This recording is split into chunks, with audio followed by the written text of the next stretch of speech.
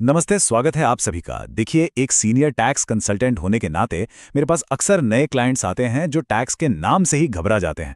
और अगर आप किसी प्रतियोगी परीक्षा की तैयारी कर रहे हैं, तब तो ये विषय और भी भारी लगता है ना? खैर, चिंता मत कीजिए।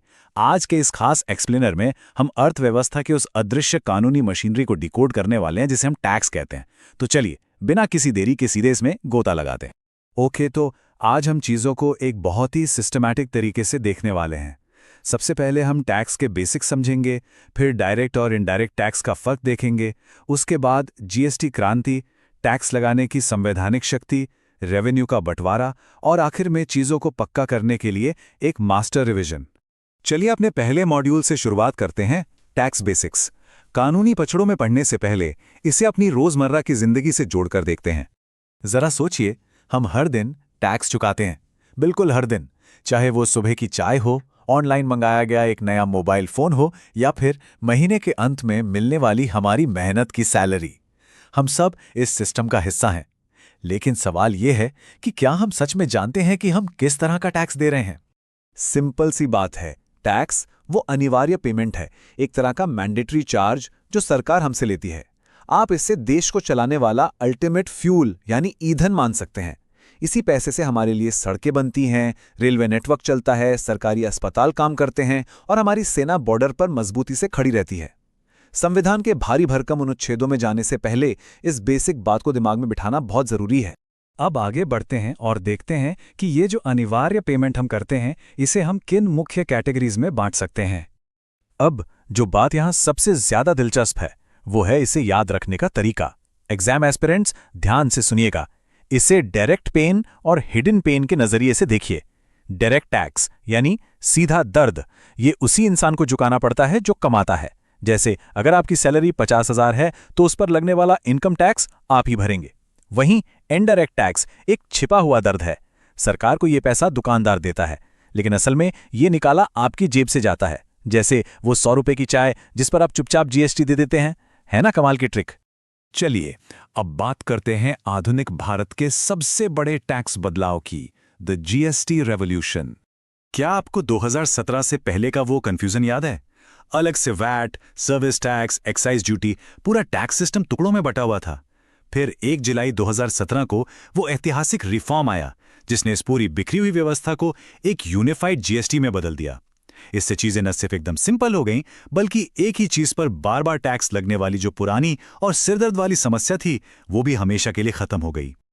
अब हमारी इस यात्रा को थोड़े बड़े लेवल पर ले चलते हैं। रोजमर्रा की चाय और फोन से ऊपर उठकर सीधे संसद और संविधान की शक्तियों की बात करते हैं।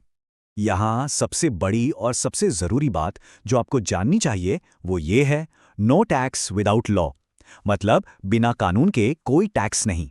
ये आर्टिकल 265 है जो आपको और मुझे मनमाने ढंग से लगने वाले टैक्स से बचाता है।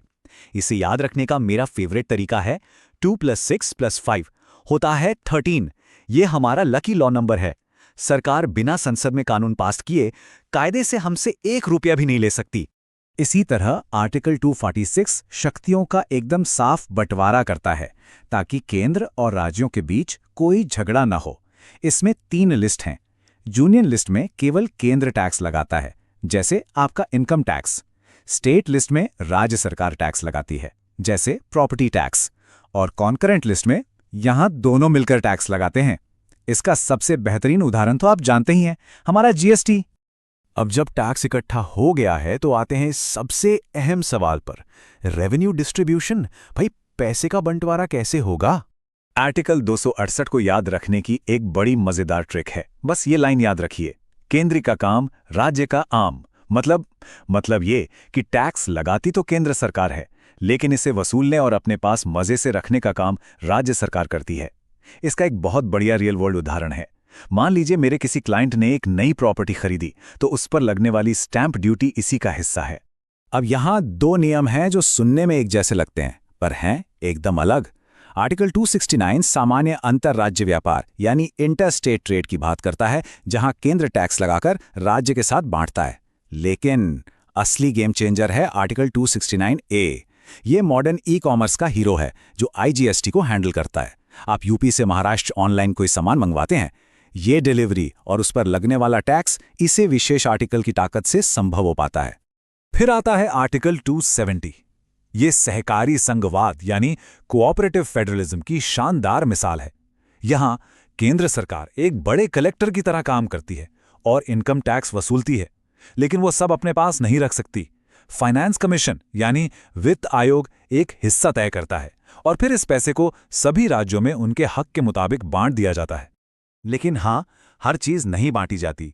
आर्टिकल 271 इसका अपवाद है। इसका सिंपल सा मंत्र है, एक्स्ट्रा इनकम एक्स्ट्रा टैक्स।